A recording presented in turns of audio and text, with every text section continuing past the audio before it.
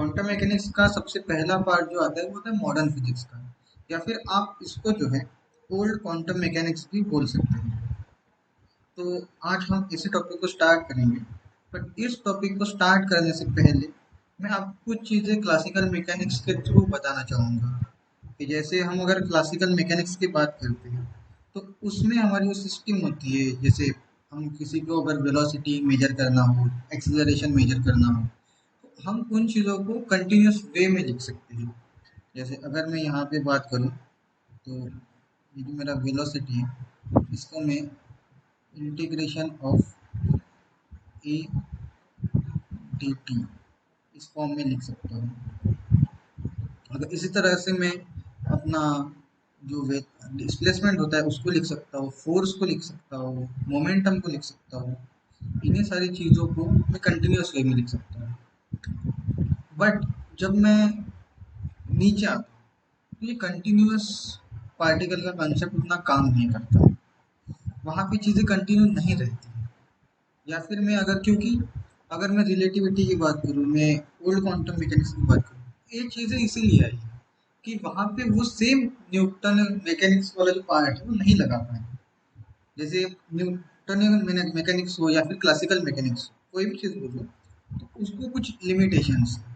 जैसे मैं अगर जब मेरी वेलोसिटी जो है अगर वो सी की तरफ टेंड करती है तो यहाँ पे मैं न्यूटनियन मैकेनिक्स नहीं लगा सकता, वहाँ पे वो चीज़ अप्लाई नहीं होती। वैसे सिमिलरली अगर मैं पार्टिकल के अंदर जाता हूँ, किसी चीज़ के स्मॉलेस्ट पार्ट की तरफ जाता हूँ, तो यहाँ पर भी मैं क्लासिकल मैकेनिक्स नहीं लगा पाऊंगा। यहाँ पर और अगर मेरे पास n नंबर ऑफ पार्टिकल्स हैं, जैसे मेरे पास n नंबर्स ऑफ पार्टिकल्स हैं और मुझे इनको सिस्टम को सॉल्व करना है, मुझे n न्यूटोनियन इक्वेशंस को सॉल्व करना पड़ेगा। तो जो कि मैन्युअली तो इम्पॉसिबल है ही, बट साथ ही साथ कंप्यूटर वाइज भी इम्पॉसिबल है। तो ऐसे में हम लोग वहाँ पे स्टैटिस्टिकल मैकेनिक्स का यूज करते हैं। जैसे आप नीचे देख रहे होंगे कि यहाँ पे कुछ चीज़ें क्लासिकल मैकेनिक्स से रिलेटेड लिखी है। तो जो हम आज बात करने वाले हैं उसमें हम बेसिकली ब्लैक बॉडी रेडिएशन की बात करेंगे। और ब्लैक बॉडी रेडिएशन कंसेप्ट जो है वो थर्मल रेडिएशन के थ्रू आया है, जो कि प्लैंक्स ने 1900 में दिया था, जिसके बदौलत उसको नोबेल प्राइज भी मिला था उस टाइम। और बाद में क्योंकि प्लैंक ने एक कंसेप्ट दिया था कि जो न्यूटन ने कहा था कि चीज़ कंटिन्यूअस है, उसने कंटिन्यूअस को चेंज करके डिस्क्रीट फॉर्म में लिख दिया। और ये एक, आप मानोगे नहीं, ये एक रिवॉल्यूशनरी थीम थी। अगर हम 19वीं सदी की बात करें तो वहां पर ये चीज़ एक लिटरली रिवॉल्यूशन थी कि ये चीज़ किसी ने सोची नहीं थी कि जो कंटिन्यूअस वे है उसको डिस्क्रीट फॉर्म में करने की। तो ये चीज सबसे पहले प्लैंक ने बताई और जिसका बाद में आइंस्टाइन ने काफी अच्छा इस्तेमाल करके आगे उसकी थ्योरी भी दे रखी है। तो अभी अगर मैं बात करूं तो फोटॉन्स की बात करते हैं। जब हम नीचे आते एनर्जी को जो क्वांटाइज हुए हैं कि हम एनर्जी को पैकेट के फॉर्म में लिख सकते हैं, वो पैकेट जो है वो फोटॉन्स के पैकेट्स होते हैं। नहीं तो नॉर्मल मेरी एनर्जी क्या होती है, E is equal to half m v square. यहाँ पे ये चीज कंटिन्यू है।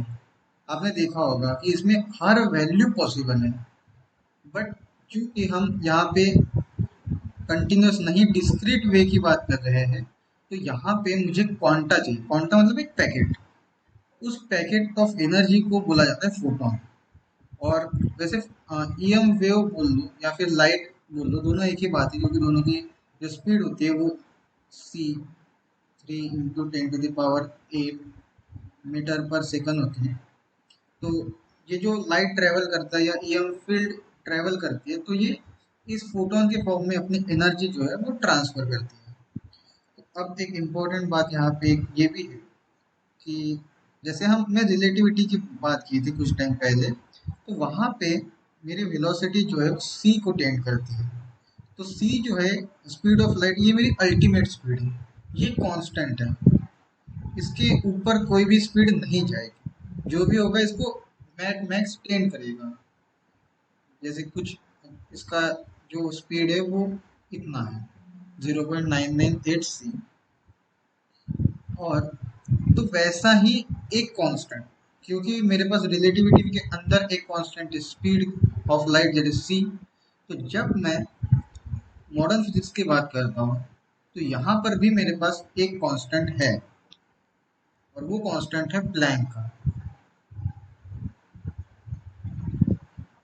और इस प्लैंक कांस्टेंट की जो वैल्यू है वो है 6.626 इंटू 10⁻⁻34 जूल सेकेंड। ये यूनिट भी ध्यान रखना, कभी कभी क्वेश्चन में यूनिट्स का खेल करके भी क्वेश्चन पूछा जाता है। और इस प्लैंक कांस्टेंट से ये जो h बार है, h/2 बार, ये एक अलग से कांस्टेंट अपने आप ही बन गया है, इसके लिए कोई खास डिस्कवरी करने की जरूरत नहीं पड़ी। तो ये चीज भी आप, और इन वैल्यूज को हमेशा याद रखना, ये काफी बार पूछा जाता है। आपको अप्रोक्सीमेट करना पड़ता है, चीजों को यूज करना पड़ता है, और ये एच आपका साथ आगे भी देगा, क्योंकि अभी मॉडर्न फिजिक्स में तो ये है ही, प्लस ये आपका क्वांटम मैकेनिक्स के अंदर भी आएगा। ये एक काफी इम्पोर्टेंट कांस्टेंट है हमारे मॉडर्न फिजिक्स का, हमारे क्वांटम मैकेनिक्स का। और ये वैल्यू हमेशा याद रखना, क्योंकि कभी कभी पेपर में वैल्यू नहीं दी होती है तो हमें उसे याद करना पड़ता है। तो जब अब इसके बाद मैं अगर आगे के टॉपिक की बात करूं, तो मेरा जो टॉपिक, ये जो चीज़ है रेडिएंट एनर्जी का, ये वैसे आपके जैम के सिलेबस में नहीं है, बट ये चीज़ें आपको पता होनी चाहिए। पता होने से सही रहता है कुछ चीज़ें, क्योंकि कुछ कंसेप्ट आगे भी रिपीट्स होंगे, तो वहाँ पे हमें कुछ चीज़ों को थरोली, वो तो अच्छा रहेगा। जब आप रिवाइज करो तो इस चीज़ को स्किप भी कर दिया तो भी कोई प्रॉब्लम नहीं, आज आप देख सकते हैं कि रेडिएंट एनर्जी वो होती है कि जो बॉडी के ऊपर हीट एनर्जी आ रही है, जो एनर्जी इंसिडेंट हो रही है बेसिकली। तो जब एनर्जी बॉडी के ऊपर इंसिडेंट हो रही है, तो समझो ये मेरी बॉडी है, और इसके ऊपर अगर मैं एनर्जी डाल रहा हूँ, तो या तो ये रिफ्लेक्ट हो जाएगी, या तो ये उसके अंदर एब्जॉर्ब हो जाएगी, और एब्जॉर्ब होने के बाद ये ट्रांसमिट भी कर सकता है। तो तीन चीज़ें यहाँ पे पॉसिबिलिटीज हैं। तो एक एक करके हम इन तीनों चीज़ों को समझते हैं। इसीलिए जब यहाँ पे देखिए ये इक्वेशन लिखा है कि q a q r q t is equal to q, q जो है ये मेरे टोटल रेडिएट एनर्जी है जो बॉडी के ऊपर इंसिडेंट हुई है। क्यू ए वो पार्ट ऑफ एनर्जी है जो बॉडी ने एब्जॉर्ब किया है। क्यू आर वो पार्ट है जो रिफ्लेक्ट किया है। और क्यू टी जो है वो ट्रांसमिट किया है। अब अलग अलग बॉडीज के अलग अलग टेम्परेचर के ऊपर डिपेंडेंस हो सकते हैं, तो जिससे ये कोएफिशिएंट वेरी करेंगे, लेकिन टोटल जो है अमाउंट वो कांस्टेंट रहेगा, ये जितना है उतना ही रहेगा।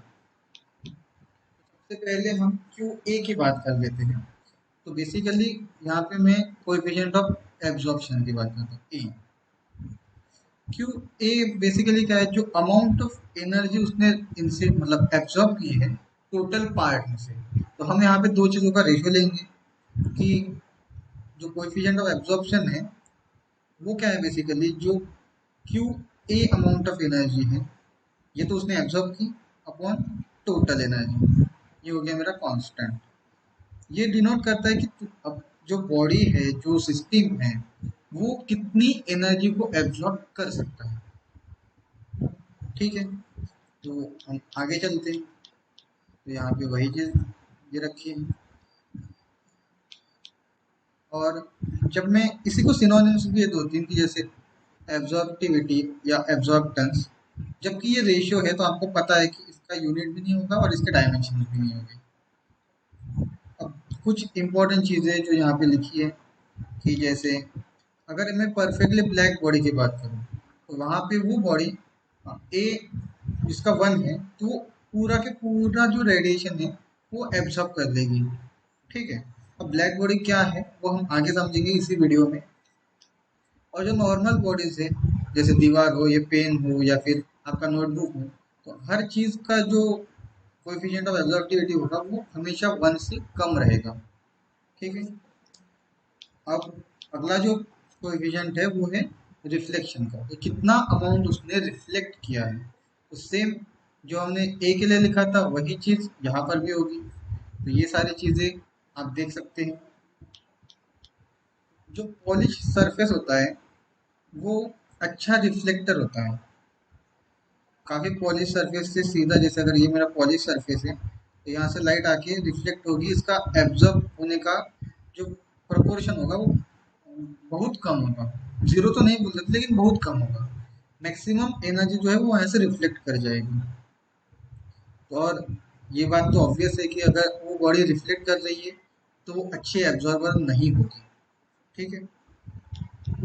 और अभी जो तीसरा हमारा पार्ट बचा है वो है कोएफिशिएंट ऑफ ट्रांसमिशन, कि अब बॉडी ने एब्जॉर्ब कर लिया, बॉडी ने रिफ्लेक्ट कर लिया, और कुछ पार्ट तो वो ट्रांसमिट भी करेगी, तो ये ट्रांसमिशन ही डिनोट करता है टी से। सेम चीज़ है यहाँ पर, आपको बिल्कुल टेंशन लेने की बात नहीं। क्यू टी और क्यू, इनका जो रेशियो है वो मेरा देगा कोएफिशिएंट ऑफ ट्रांसमिशन, और ये भी एक डायमेंशन लेस क्वांटिटी होती है। तो जब मैं अब q a plus q r plus q t is equal to q बोलता हूँ और बोथ साइड्स में क्यू से डिवाइड करता हूँ, तो मेरा यहाँ पे क्या आएगा, q a by q plus q r by q plus q t by q is equal to 1। इसकी वैल्यू मुझे पता है ये है ए, इसकी वैल्यू मुझे पता है ये है बी, और इसकी वैल्यू मुझे पता है ये है, ये बी नहीं है सॉरी, ये आर और ये है टी। तो यहाँ पे ये रिलेशन बहुत काम का रिलेशन है, A plus R plus T is equal to 1। अब हम दो तीन सब्सटेंस की बात करेंगे, मेनली दो सब्सटेंस की बात करेंगे, और वो बात भी हम उनके जो ट्रांसमिशन ऑफ हीट है उसके बेसिस पे करेंगे। तो सबसे पहला जो है वो है मेरा अथर्मिनस सब्सटेंस, कि जिसमें से मेरा ट्रांसमिशन नहीं होता, ट्रांसमिशन पूरा तरह है, वो बॉडी एब्जॉर्ब करेगी और रिफ्लेक्ट करेगी बस। टी जब जीरो है तो बाकी मेरा अपने आप ये रिलेशन बन जाएगा। और उनके ये कुछ एग्जांपल्स हैं, जैसे आपने वाटर के ऊपर देखा होगा कि उसमें से आपका ये वाटर सरफेस होगा, इसमें से हमें रिफ्लेक्शन दिखता है अपना खुद का, और ये चीज़ एब्जॉर्ब होती है कुछ चीज़ में, यहाँ से ट्रांसमिशन नहीं होता, यहाँ से आगे कहीं नहीं जाता ये चीज़। या फिर वुड देख लीजिए, अगर कोई लकड़ी का टुकड़ा है उसके ऊपर अगर मैं एनर्जी देता हूँ या फिर हीट डालता हूँ, सनलाइट गिरती है, तो आपको पता होगा कि सनलाइट की वजह से यहाँ पे कलर भी दिखता है हमें। तो ये जो है एक पर्टिकुलर वेवलेंथ को रिफ्लेक्ट करेगा, बाकी सबको एब्जॉर्ब करेगा, जो रिफ्लेक्ट करेगा वही हमें दिखता है। ठीक है, इसलिए और बाकी भी चीज़ें हैं, आप इसी तरह से चीज़ों को समझ सकते हैं। और दूसरा जो सब्सटेंस है वो है कि जो ट्रांसमिट करता है, विच ट्रांसपेरेंट। ठीक है, जैसे ग्लास हो गया, तो अगर मैं यहाँ पे एक ग्लास रखता हूँ, एक ग्लास आपने देखा होगा, अगर फाइनली देखा होगा आपने, तो अगर यहाँ पे मेरा इंसिडेंस आता है तो यहाँ से चीज़ें बाहर जाती है और ऐसे भी आती है, आपको रिफ्लेक्शन भी दिखता है, ट्रांसमिशन भी दिखता है। आप किसी कांच को अगर खिड़की को भी देखते हो या फिर कुछ डोर्स को देखते हो तो आपको ये चीज़ आपने देखी होगी कि आपको दो चीज़ें दिखती है। आपने लिफ्ट का दरवाजा भी देखा होगा तो आपको ये चीज़ महसूस होगी कि वहाँ से रिफ्लेक्शन, ट्रांसमिशन, और ऑब्वियसली उसने कुछ ना कुछ चीज़ें तो एब्जॉर्ब भी कर रखी होगी। अब यहाँ पर एक और अच्छा कंसेप्ट है इन्हीं दोनों से रिलेटेड, कि एक जो सब्सटेंस होगा वो अथर्मिनस भी हो सकता है और डाई अथर्मिनस भी हो सकता है। ये डिपेंड करेगा कि वेवलेंथ कैसी है। किसी पर्टिकुलर वेवलेंथ के लिए वो अथर्मिनस की तरह बिहेव करेगा और किसी पर्टिकुलर वेवलेंथ के लिए वो डाई अथर्मिनस की तरह यूज करेगा। ठीक है, और अभी हम आगे बढ़ते हैं और अभी हम देखेंगे कि एक परफेक्टली ब्लैक बॉडी क्या होती है। जैसे आपको नाम से लगता होगा कि ब्लैक बॉडी है तो उसका कलर काला होगा ऑब्वियसली, बट ये जरूरी नहीं है कि उसका कलर हमेशा ब्लैक ही हो, ये हमेशा जरूरी नहीं है। बट मेनली मैक्सिमम जो ब्लैक बॉडीज है वो अच्छी एब्जॉर्बर है, बट जरूरी नहीं है कि हर ब्लैक बॉडी, मतलब हर बॉडी ब्लैक ही हो। ठीक है, तो अब परफेक्टली ब्लैक बॉडी का क्या मतलब होता है। तो एक ऐसी बॉडी जो उसके ऊपर जितनी भी एनर्जी इंसिडेंट करता है वो उस पूरे के पूरे एनर्जी को एब्जॉर्ब कर लेता है, उसमें से कुछ भी बाहर नहीं जाता, कुछ भी रिफ्लेक्शन नहीं होता। जैसे ये मेरी अगर बॉडी है, इसके ऊपर ये रेडिएशन आया है, ये पूरा के पूरा रेडिएशन इसके अंदर ही है, ना तो इसमें से बाहर आया है, ना ही इसमें से ट्रांसमिट हुआ है। ठीक है। और ऑब्वियस बात है कि अगर मैं परफेक्शन की बात करूँ, इस दुनिया में कुछ भी परफेक्ट नहीं है। तो परफेक्टली ब्लैक बॉडी भी एग्जिस्ट नहीं करती है, बट हाँ कि कुछ बॉडीज को हम ब्लैक बॉडी कंसिडर कर सकते हैं। जैसे कि अगर मैं लैम्प ब्लैक की बात करूँ, तो वो ऑलमोस्ट ऑलमोस्ट 98% एनर्जी को एब्सॉर्ब कर लेता है।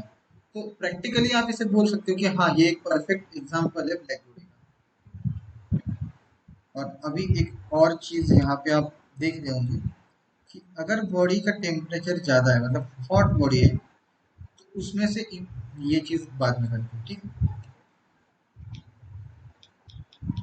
अभी आपने देखा कि ब्लैक बॉडी क्या होती है, बेसिकली आइडियल ब्लैक बॉडी या कोई भी ब्लैक बॉडी, इसके ऊपर अगर रेडिएशन आता है तो उसे एब्सॉर्ब कर लेगी। तो अब जब उसने एब्सॉर्ब कर रखा है, किसी बॉडी ने अगर कुछ एनर्जी एब्सॉर्ब कर रखी है और मैं उसको हीट करता हूँ, इसमें से रेडिएशन बाहर निकलेगा। जितना उसने एब्सॉर्ब किया होगा उतना रेडिएशन बाहर निकलेगा। ठीक है। तो अगर मैं ब्लैक बॉडी से निकलने वाला रेडिएशन की बात करूँ, तो वो basically black body radiation, black body से निकलने वाले रेडिएशन बनेंगे। कि जो अब यहाँ पे आप कुछ चीज़ें पढ़ भी सकते हैं कि अगर मैं किसी बॉडी को हीट करता हूँ तो उसमें से रेडिएंट एनर्जी जो है वो जो एक थर्मल अजाइटेशन की वजह से बाहर निकलती है। ठीक है। और ये टेम्परेचर और फ्रीक्वेंसी के ऊपर टोटली डिपेंड करती है। और इसका स्पेक्ट्रम भी होता है जिसको ब्लैक बॉडी रेडिएशन स्पेक्ट्रम से नाम से भी जाना जाता है, जो कि हम आगे देखेंगे। अभी हम इस चीज़ को देखते हैं जो मैंने ऊपर टॉपिक छोड़ा था, कि अगर मेरी बॉडी का टेम्परेचर ज़्यादा है, वो हॉट है, तो वो ज़्यादा एनर्जी को इमिट करेगी एज कंपेरेटिवली कोल्ड बॉडी। ठीक है।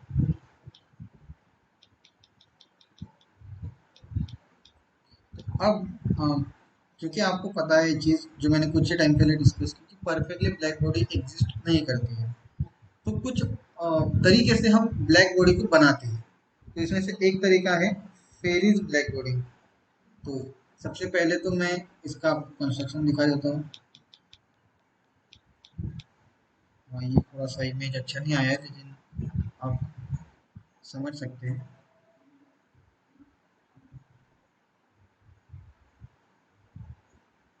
बेसिकली ये जो ब्लैक बॉडी होती है, तो ये ऐसे कैविटी होती है, इसमें दो वॉल्स होती है। ठीक है। ये इंसिडेंट वाला वॉल है, ये बाहर वाला वॉल है, आउटर वॉल।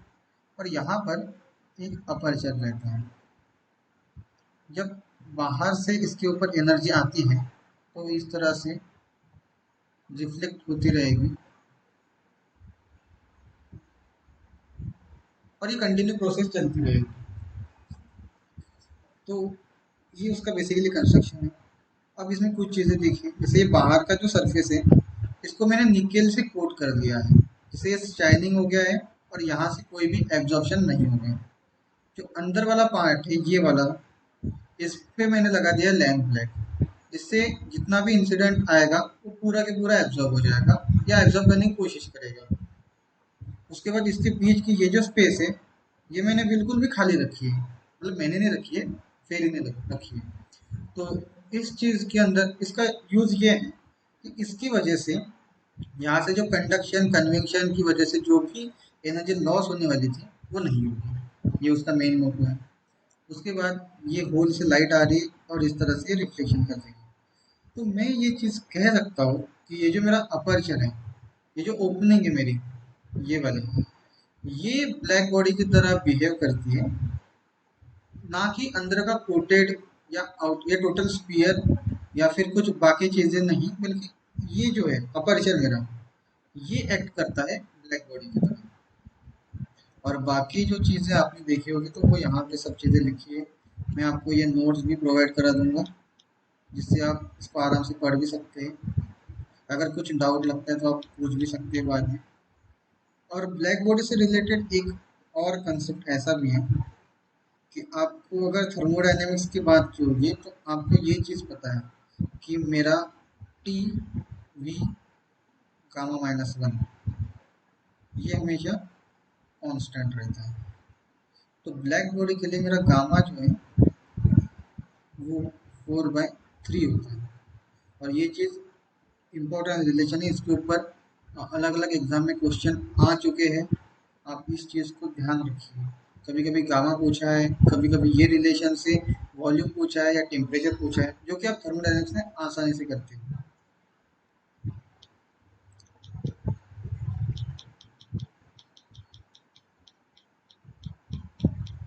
इसके बाद में वाइन्स ब्लैक बॉडी करके एक कंसेप्ट है। लेकिन ये आप छोड़ भी सकते हैं, इसको स्किप कर सकते हैं, इसको कोई ज़रूरत नहीं आपको कवर करने की।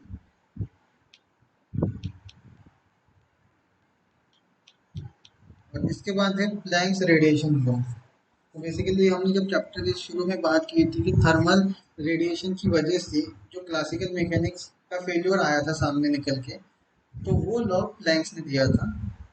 बेसिकली ये जो है आप यहाँ पे ये जो दो तीन रिलेशन देख रहे हैं प्लैंक्स रेडिएशन लॉ के, तो इस लॉ में हम देख सकते हैं कि ये जो रेडिएंट एनर्जी डेंसिटी है जो यू से डिफाइन की है, ये ओमेगा पे और टी पे डिपेंड करता है। ओमेगा जो है मेरा फ्रीक्वेंसी भी हो सकता है, वेवलेंथ भी हो सकता है, और टी तो मेरा टेम्परेचर रहेगा। तो ये चीज़ यहाँ पे ये रिलेशन काफ़ी काम की रिलेशन है। आप कोई भी एक रिलेशन को याद रखिए, नॉर्मली सेकंड नंबर वाला याद रखिए, ये याद रह जाएगा आसानी से और इसके ऊपर क्वेश्चन भी हो जाएंगे। इसमें वही नॉर्मल जो हम मैथ्स में यूज़ करते हैं लिमिट डाल के सॉल्व करने का, वही चीज़ होगा। बेसिकली ये लॉ इस तरह से लिखा जाता है कि ये यू और डी एफ इस फॉर्म में इसको लिखा जाता है। तो यहाँ पे एक डी एफ का भी फैक्टर आएगा, जो कि काफ़ी बुक्स में आपको दे रखा है, मैंने शायद मिस कर दिया है उसको लिखना।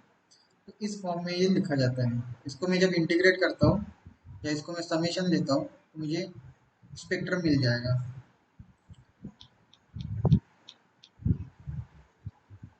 तो सबसे पहले अगर मैं बात करूँ प्लैंक के पहले, तो तब दो लॉज चलते थे। एक था वाइन्स लॉ, एक था रेले जीन्स लॉ। जहाँ पे एक में जो मेरा एच एफ है या मैं एच न्यू बोल दूँ, जैसे फोटोन की एनर्जी जो है वो के टी है थर्मल एनर्जी से काफ़ी ज़्यादा है। मेरा इक्वेशन चेंज होके ये बनता है। और अगर मैं रेले जीन्स की बात करूँ तो वो कहते हैं कि थर्मल एनर्जी जो है वो एच नहीं फोटोन एनर्जी से बहुत ज़्यादा है। तो ये दो चीज़ें थी अलग अलग। तो इसके बीच में कुछ कनेक्शन प्रॉपर दिख रहा था कि कुछ तो भी मिस हो रहा है। ये चीज़ प्लैंक ने सबसे पहले रिकॉग्नाइज की कि कुछ चीज़ यहाँ पे मिस हो रही है। तो इसने इन दोनों को मिला के अपना खुद का लॉ दिया, ये वाला।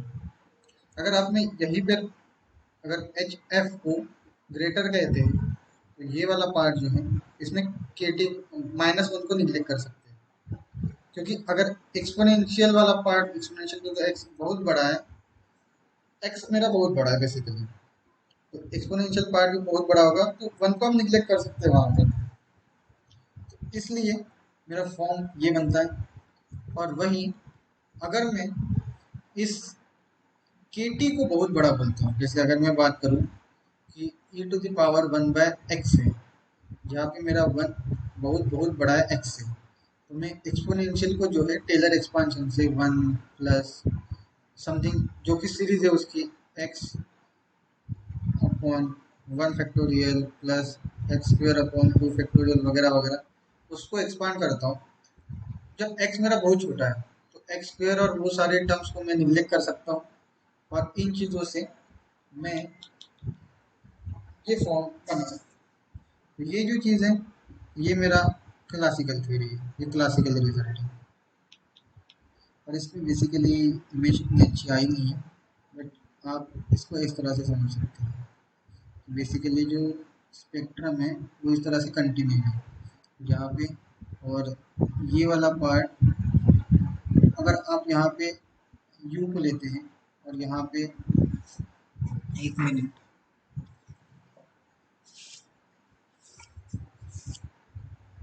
और यहाँ पर फ्रीक्वेंसी को लेते हैं। ये जो शुरू वाला पार्ट है, ये वाला, ये मेरा है रेले जीन्स का। और ये जो आखिरी पार्ट है, ये वाला, ये मेरा वाइन्स का। और प्लैंक ने क्या किया, इन दोनों को कंबाइन कर दिया।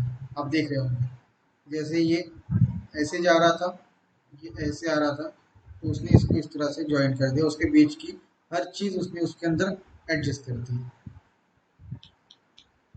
ये बेसिकली वही चीज है जो ऊपर लिखी है।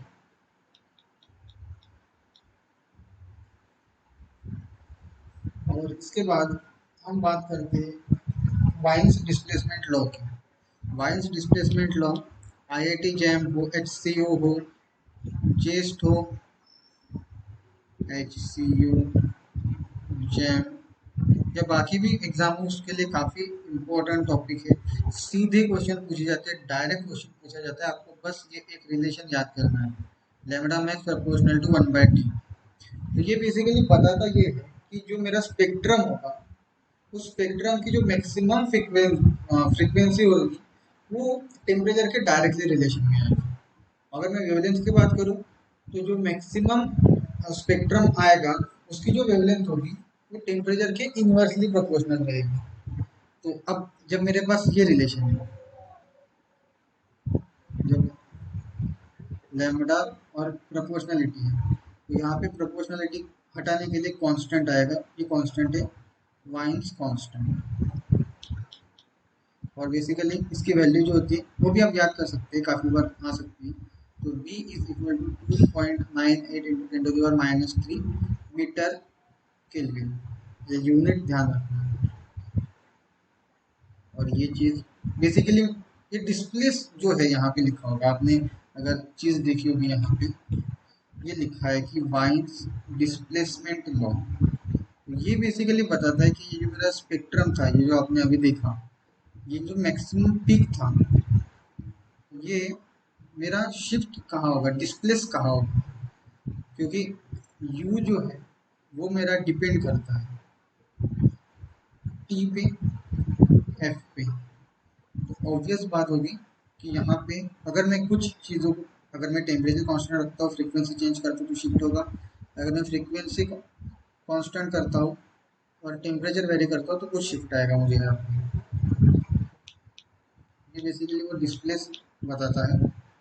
और इसका यूज, हाँ, ये जो यहाँ पे यूज लिखा है कि it is use to determine very high temperature of sun, moon, distance stars. तो ये चीज एग्जाम में एज इट इज पूछी जा चुकी है कि वो क्वेश्चन आपसे पूछ सकता है कि सन का जो वेवलेंथ है वो एज सन आपको दिया है, सन के सरफेस का टेम्परेचर आपको दे रखा है, एक काफी दूर पे कोई भी और स्टार है जिसका वेवलेंथ आपको पता है, अब टेम्परेचर फाइंड आउट करना है, जहाँ पे आप इस चीज़ को यूज़ कर सकते हैं। हो सकता है कभी कभी आपको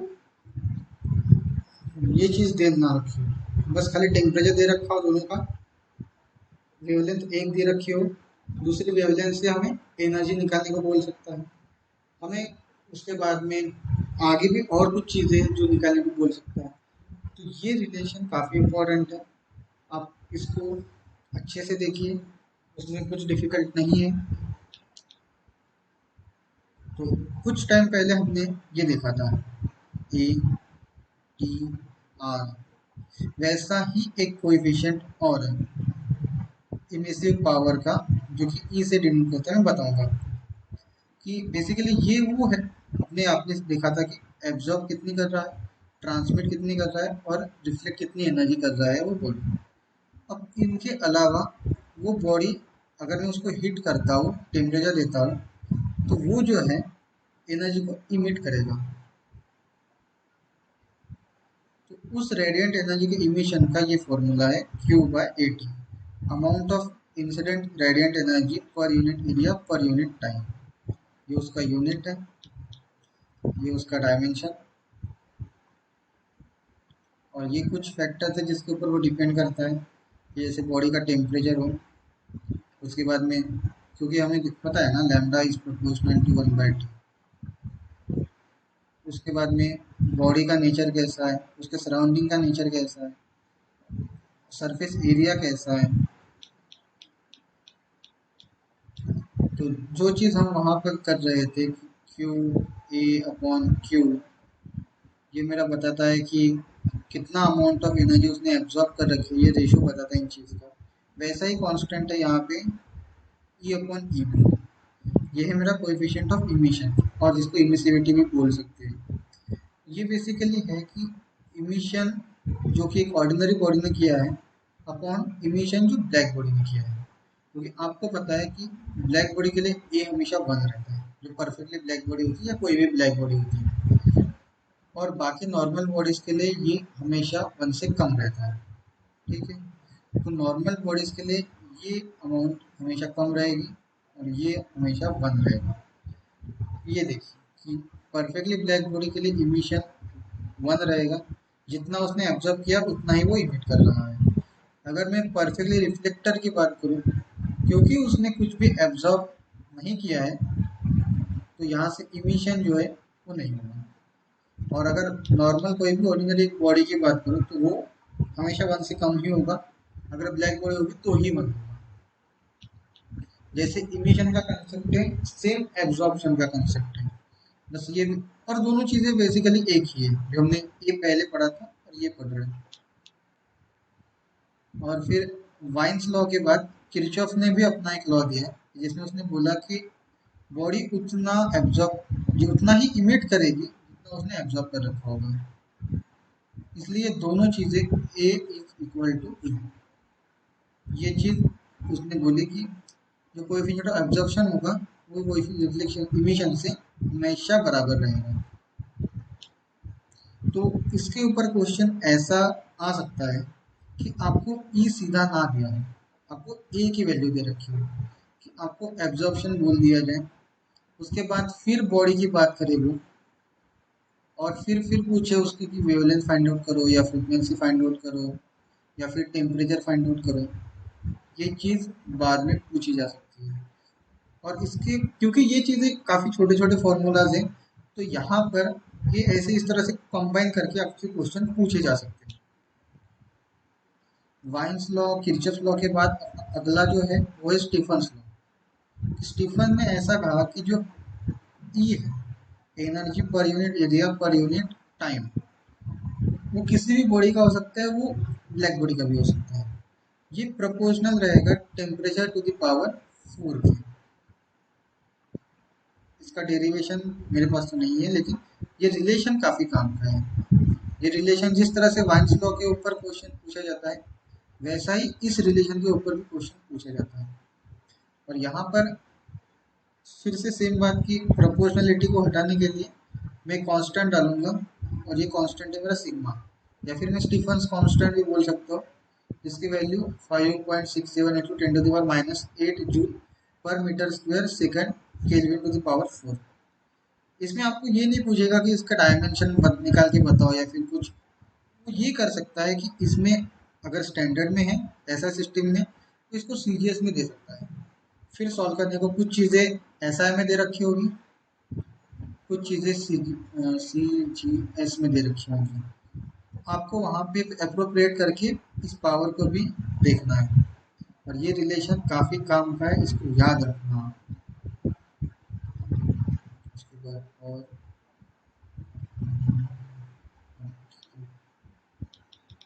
इसके बाद अगला जो टॉपिक है, कुछ पॉइंट्स है, इम्पोर्टेंट पॉइंट्स। जैसे आपने देखा कि जो एनर्जी है वो प्रोपोर्शनल टू फोर्स पावर है। अगर मैं नंबर ऑफ फोटॉन्स की बात करूँ, वो प्रोपोर्शनल टू क्यूब आएगा। ठीक है, ये रिलेशन याद रखिए। इसके ऊपर एक बेहतरीन क्वेश्चन किसी एंट्रेंस में आया था, कि जहाँ पे पूछा था कि जो टेम्परेचर है वो T से 2T हुआ है, अब एनर्जी क्या चेंज होगी और एन क्या चेंज होगी। ये चीज़ एग्जाम में आ चुकी है, ये क्वेश्चन मैं आपको करवाऊंगा ये क्वेश्चन, तो ऐसे सीधे तो ये रिलेशन को भी आप याद करना। यहाँ भी प्रोपोर्शनलिटी क्या आएगा, इसको छोड़ दीजिए, बस इतना काम का है कि एन जो है नंबर ऑफ फोटॉन्स वो टेम्परेचर क्यूब के प्रोपोर्शनल है। और जो अभी आपने स्टीफन कोएफिशिएंट पढ़ा था उसकी वैल्यू ये है। ये वैसे तो डिराइव भी की होगी जब उसका डेरिवेशन पढ़ा होगा आपने तो।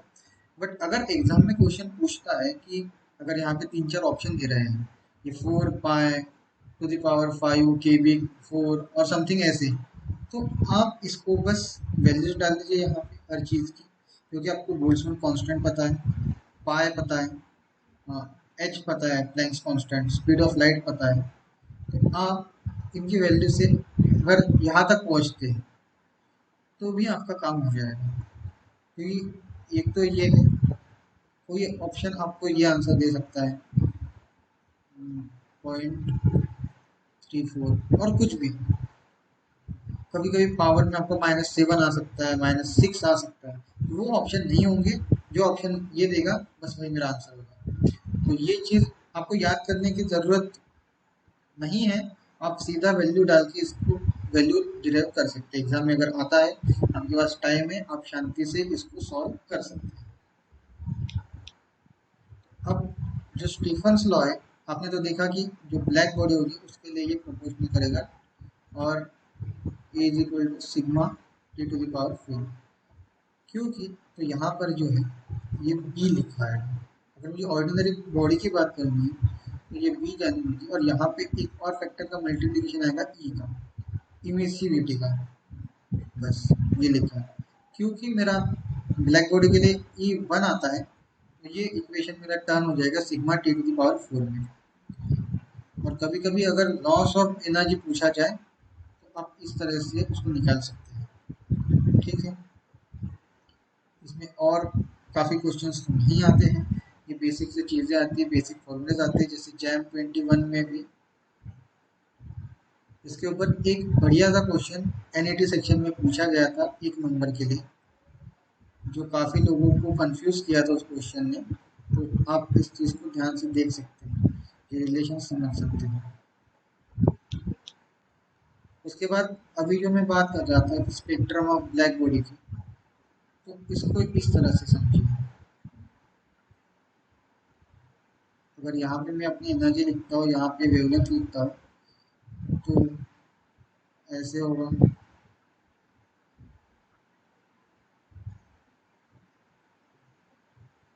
तो अगर आप देख रहे हैं तो ये जो मैक्सिमम आ रहा था पीक, ये मेरा लेफ्ट की तरफ शिफ्ट हो रहा है जैसे जैसे मैं अपना टेम्परेचर वेरी करता हूँ वेवलेंथ के लिए। जैसे मेरा टेम्परेचर बढ़ रहा है, मेरा लैम्डा जो है वो डिक्रीज हो रहा है। यही चीज़ हमने वायंस डिस्प्लेसमेंट लॉ में देखी थी कि जो डिस्प्लेसमेंट है पीक का, ये शिफ्ट होगा। अगर मैं यहाँ पे टेम्परेचर कम करता हूँ तो हो सकता है कि ये जो मेरा शिफ्ट आएगा ऐसे ऐसे,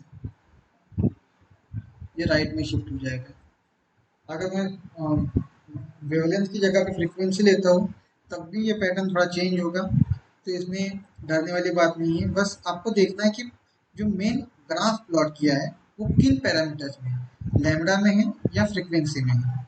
यहाँ पे तो एनर्जी रहेगी। हो सकता है कभी कभी एग्जाम में वो क्या कर दें, आपको बोल दें कि यहाँ पे एनर्जी है और यहाँ पे फ्रीक्वेंसी है, सेम थिंग।